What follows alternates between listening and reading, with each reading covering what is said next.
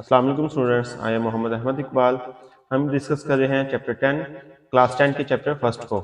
आज हम डिस्कस करने वाले हैं इसके मल्टीपल चॉइस क्वेश्चंस को। सबसे पहले हमारे पास है कि वो क्या कह रहा है कि choose the correct answer from the following choices. हमें करेक्ट आंसर चूज करना है फॉलोइंग चॉइसेस में से।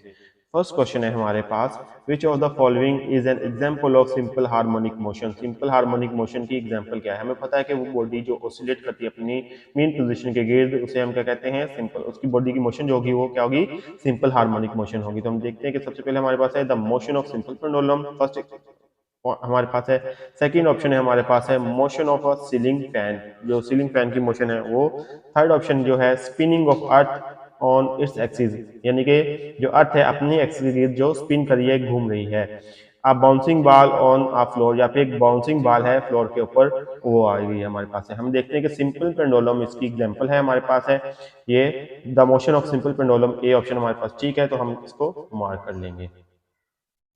सेकंड है हमारे पास, if the mass of the bob of a pendulum is increasing by factor of 3। अगर एक मैस है बॉब का पेंडुलम के, तो वो कितना इंक्रीज कर रहा है? 3 टाइम्स, यानी कि 3 के हिसाब से वो इंक्रीज कर रहा है। The period of pendulums motion will be, जो पीरियड ऑफ पेंडुलम मोशन क्या हो जाएगी? हमारे पास ऑप्शंस क्या दिए हुए हैं?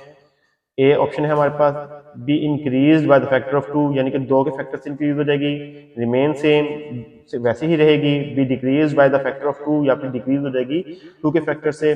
Be decrease by the factor of 4, या फिर 4 के फैक्टर से डिक्रीज हो जाएगी। हम देखते हैं कि हमने सिंपल पेंडुलम का जो फार्मूला पढ़ा है, टी इज इक्वल टू क्या होता है? 2 पाई एल ओवर जी होता है। 2 पाई एल ओवर जी। हम देखते हैं कि यहाँ पे हमारे पास लेंथ है और ग्रेविटेशनल एक्सेलरेशन है।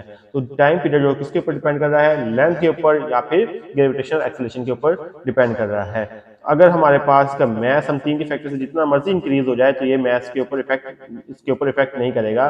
तो इसकी जो हमारे पास सिंपल पेंडुलम की जो मोशन होगी वो क्या रहेगी? सेम रहेगी। तो हमारे पास बी ऑप्शन है, तो हम इसको मार्क कर देंगे। नेक्स्ट है थर्ड ऑप्शन है हमारे पास, which of the following device can be use to produce transfer waves and longitudinal waves, यानी कि दोनों वेव्स कौन सी डिवाइस प्रोड्यूस कर सकती है? हमारे पास ऑप्शन है a string, a ripple tank, a helical spring, या स्लिंकी कह लें हम उसको, आ ट्यूनिंग फोक, या फिर ट्यूनिंग फोक है। हमें पता है कि हमने अपने चैप्टर में पढ़ा हुआ है कि हेलिकल स्प्रिंग या फिर स्लिंकी जो होता है, ये दोनों वेव्स को प्रोड्यूस कर सकता है, ट्रांसफर वेव्स को भी और लॉन्गिट्यूडिनल वेव्स को भी प्रोड्यूस कर सकते हैं। तो हमारे पास ऑप्शन सी है वो करेक्ट है, हम इसको मार्क कर लेंगे। नेक्स्ट है हमारे पास वेव ट्रांसफर। वेव ट्रांसफर करती हैं एनर्जी, फ्रीक्वेंसी, वेवलेंथ, या फिर वेलोसिटी। हमें मालूम है कि वेव जो है वो सोर्स ट्रांसफर करती हैं, एनर्जी को ट्रांसफर करती हैं। तो इसमें हमारे पास ऑप्शन फर्स्ट करेक्ट है, तो हम इसको क्या कर देंगे? मार्क कर देंगे। तो ये हमारे पास ए ऑप्शन आ जाएगा।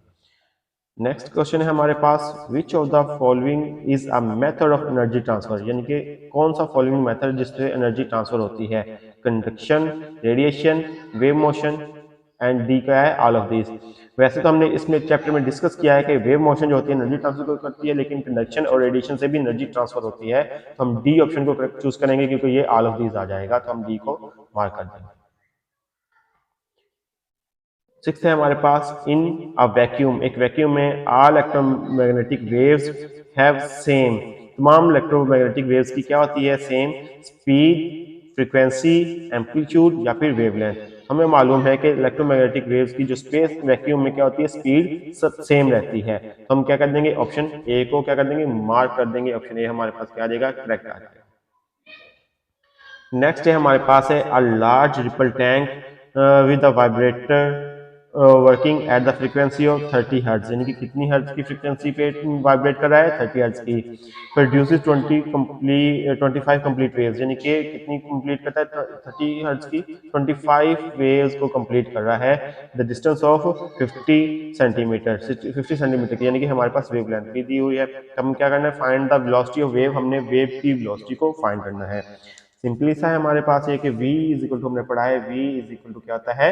एफ लेमडा है। v is equal to f lambda. Frequency कितनी दी हुई है? 30 हर्ट्ज दी हुई है। 30 मल्टीप्लाई बाय ये आ जाएगा हमारे पास 30 हर्ट्ज, और डिस्टेंस कितना दिया हुआ यानी कि वेवलेंथ कितनी दी है 50 दी हुई है, तो 50 को मल्टीप्लाई करेंगे तो कितना आ जाएगा 1500 मीटर पर सेकंड आ जाएंगे। कितनी वेव्स की आएंगी, ये 25 वेव्स की होंगी। अब हमने एक वेव की निकालनी है, तो एक वेव को 15 पे हम 1500 को 25 पे डिवाइड कर देंगे तो हमारे पास कितना आंसर आ जाएगा 60 सेंटीमीटर हमारे पास सेंटीमीटर पर सेकंड हमारे पास इसका आंसर आ जाएगा। तो हमारे पास बी ऑप्शन जो बन रहा है हमारे पास 60 है, ये करेक्ट है। इसको हम क्या कर देंगे, मार्क कर देंगे, ये हमारे पास आ जाएगा बी ऑप्शन करेक्ट आ जाएगा। नेक्स्ट है हमारे पास which of the following characteristics of wave is independent of other, यानी कि कौन सी फॉलोइंग कैरेक्टरिस्टिक्स जो है वेव्स की जो दूसरों से इंडिपेंडेंट है। इफ स्पीड, फ्रीक्वेंसी, वेवलेंथ, या फिर हमारे पास सी ऑप्शन एम्पलीट्यूड है। हम देखते हैं कि हमारे पास फार्मूला है v is equal to f lambda. तो इसमें देखते हैं कि वेलोसिटी, फ्रीक्वेंसी और वेवलेंथ एक दूसरे से क्या है, इंटरलिंक्ड है या इंडिपेंडेंट है, एक दूसरे के ऊपर डिपेंडेंट करती हैं। तो इसमें से जो एम्पलीट्यूड होगा वो इनसे इंडिपेंडेंट होगा, ये इनके ऊपर डिपेंड नहीं करेगा। तो ऑप्शन सी हमारे पास करेक्ट है, तो इसको हम मार्क कर लेंगे ऑप्शन सी को। नेक्स्ट आ गया हमारे पास है relation between velocity, frequency and wavelength of a wave is, यानी कि हमने इसका रिलेशन फाइंड करना है। V F is equal to lambda आ गया हमारे पास, ऑप्शन ए है। ऑप्शन बी है F lambda is equal to V आ गया, V lambda is equal to F आ गया, या फिर V is equal to lambda over F आ गया। हमने देखा है कि हमारे पास जो इसका रिलेशन बनता है v is equal to f lambda बनता है, तो हम कह देंगे एफ, हमारे पास बी ऑप्शन करेक्ट है क्योंकि f lambda is equal to क्या आ गया, वी है, तो हम बी को मार्क कर लेंगे। आई होप स्टूडेंट्स आपको आज का लेक्चर समझ आया होगा। आज के लिए इतना काफी है। अल्लाह हाफिज।